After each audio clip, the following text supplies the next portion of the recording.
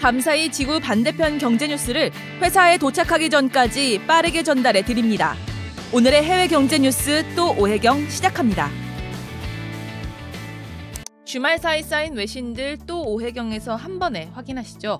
먼저 CNBC입니다. 비트코인 관련 기사가 가장 먼저 준비되어 있는데요. 주말 사이 비트코인 가격이 큰 폭으로 하락했습니다. 토요일 하루 동안 20% 넘게 폭락하면서 5만 달러 아래로 떨어진 뒤 아직까지 회복을 제대로 못하고 있는데요. 가상자산 전문 매체인 코인데스크에 따르면 오늘 새벽 6시 기준 비트코인 가격은 48,942달러를 기록했습니다. 지난 토요일 한때 25% 넘게 급락해서 42,000달러까지 떨어진 뒤 낙폭을 다소 만회했지만 여전히 5만 달러 선 아래에서 거래되고 있는 건데요. 5만 6천 달러 선에서 횡보하던 지난주와 비교하면 회복까지는 아직 갈 길이 멀어 보입니다. 이렇게 떨어진 이유에 대해 시장은 미 연준의 긴축 시기가 빨라질 수 있다는 우려가 영향을 미쳤기 때문으로 봤는데요. 제롬 파월 연준 의장이 지난주 자산 매입 축소, 테이퍼링을 조기에 끝내는 게 적절한지 논의하겠다며 매파적 발언을 쏟아낸 게 투자 심리를 얼어붙게 만들었고요. 또 오미크론 확산세로 시장 불확실성이 커진 점도 하락세를 부추겼다는 분석이 나옵니다.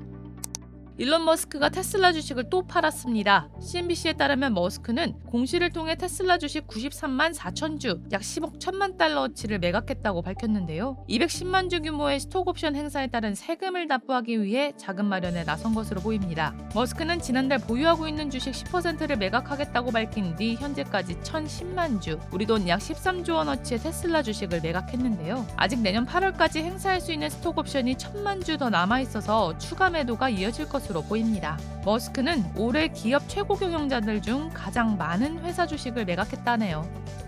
트럼프 전 미국 대통령이 자체적으로 출범하는 소셜미디어 플랫폼이 10억 달러가 넘는 투자금을 유치했다고 합니다. 트럼프 미디어 앤드 테크놀로지 그룹은 여러 기관들로부터 상장 지분 사모 투자 방식으로 10억 달러를 모금할 예정이라고 밝혔는데요. 트럼프는 이 회사를 인수합병 목적회사 디지털월드 애퀴지션과 합병한 뒤 상장할 계획입니다. 디지털월드 애퀴지션은 파트너십에 최대 2억 9,300만 달러를 제공해 총 수익 12억 5천만 달러로 늘리겠다는 계획을 밝히기도 했습니다. 로이터로 넘어가시죠. 중국 최대 차량 공유 업체 디디추싱이 당국의 압박을 이기지 못하고 결국 미국 뉴욕 증권거래소 상장을 폐지하기로 했습니다. 외신들에 따르면 디디추싱은 중국판 트위터 웨이보를 통해 상장 폐지 업무를 시작하는 동시에 홍콩의 상장 준비에 들어갈 것이라고 밝혔는데요. 지난 6월 말 뉴욕 증시의 상장에 44억 달러, 우리 돈 5조 2천억 원을 조달하며 큰 관심을 모았지만 이후 중국 당국이 국가 보안을 이유로 각종 규제를 내세워 동시다발적 조사에 나서는 등 강하게 압박하자 결국 백기를 든 것으로 보입니다. 디디추싱의 결정 뒤 중국 증권감독관리위원회는 당국의 정책은 특정 기업을 겨냥하지 않고 해외 상장을 추진하는 기업과도 연관성이 없다라고 밝혔는데요. 그러면서 자국 기업들의 상장 장소 선택을 규정 준수의 근거에 존중할 것이라며 중국이 미국 상장을 금지할 것이라는 언론 보도는 완전한 오해라고 주장했습니다. 크리스탈리나 게오르기에바 국제통화기금 IMF 총재가 코로나19 신종 변이 바이러스 오미크론의 확산으로 세계 경제 성장률 전망치가 하향 조정될 것으로 내다봤습니다. 로이터는 게오르기에바 총재가 급속히 확산 중인 새로운 변이는 자신감을 훼손할 것이라며 10월 IMF 세계 성장 전망을 하향할 가능성이 있다고 보도했는데요. 지난 10월에 내놓은 IMF 경제 성장률은 이미 코로나19 재확산과 공급난 등이 반영돼 기존 6%에서 5.9%로 소폭 하향한 바 있죠. 그런데 오미크론 때문에 기존부터 발생하고 있던 국가 간 격차가 더 고착화되고 저소득 국가의 부채 상환 능력에 대한 우려가 커진 겁니다. 게오르기에바 총재는 팬데믹으로 인해 국가들의 채무가 급증하면서 내년엔 빚 갚는 문제로 매우 힘든 해가 될 것이라고 예상했습니다. 월스트리트 저널 차례입니다. CNN이 간판 앵커 크리스 쿠오모를 해고했다고 합니다. 이유는 그의 형이자 뉴욕 주지사였다가 최근 성추문으로 직장을 잃은 앤드류 쿠오모 때문인데요. 앤드류는 지난 8월 전현직 여성보좌관 11명을 성추행 혹은 희롱했다는 성추문으로 뉴욕 주지사에서 물러났고 또 이와 관련해 입장을 표명해왔는데 그의 동생이자 앵커였던 크리스 쿠오모가 형의 입장을 표명할 때마다 조언했고 또 성추문 관련해 다른 언론이 보도하려 할 때마다 내용을 미리 파악하려 했던 것으로 드러난 겁니다. 생각보다 더 많이 사건에 개입됐다는 사실이 알려지자 회사는 그를 단칼에 해고하고 또 로펌을 고용해 사건에 대해 상세히 조사하겠다는 입장을 밝혔는데요. 이 사건이 알려진 뒤 CNN 기자들이 취재에 어려움을 겪고 CNN의 신뢰도를 떨어뜨린다는 우려에서 나온 강력한 조치입니다.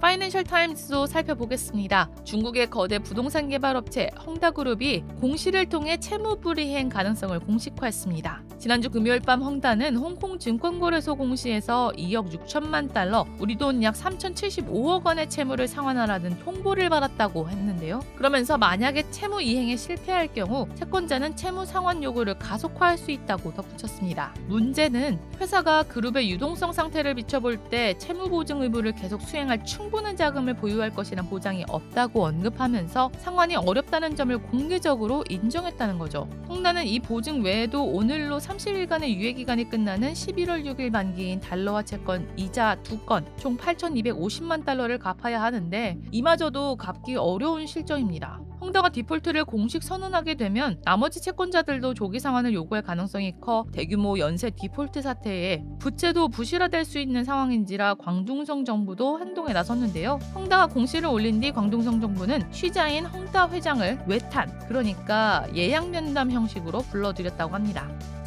유럽 우주국의 수장 조세프 아슈바허가 일론 머스크 견제에 나섰습니다. 아슈바허는 머스크가 우주의 규칙을 만들고 있다며 그의 야망을 조장하는 것을 멈추라고 유럽 국가들에게 촉구했는데요. 그가 이렇게 말한 이유는 최근 스페이스X의 스타링크가 기하급수적으로 늘어났기 때문이죠. 이미 머스크는 미국 규제기관을 통해 3만 개 이상의 위성을 승인받았는데 최근 독일에서도 스타링크 4만 개에 대한 승인을 요청했다고 하는데요. 아슈바허는 머스크의 스타링크가 이미 너무 커져서 규제기관이 잡거나 경쟁자가 따라잡기 어려워졌다고 우려를 표했죠. 그러나 머스크의 야망을 꺾기는 어려워 보이는데요. 올해 초 스타링크를 늘리기 위해 300억 달러를 지출할 준비가 되어 있다고 밝힌 머스크. 과연 우주 패권은 누가 잡을까요?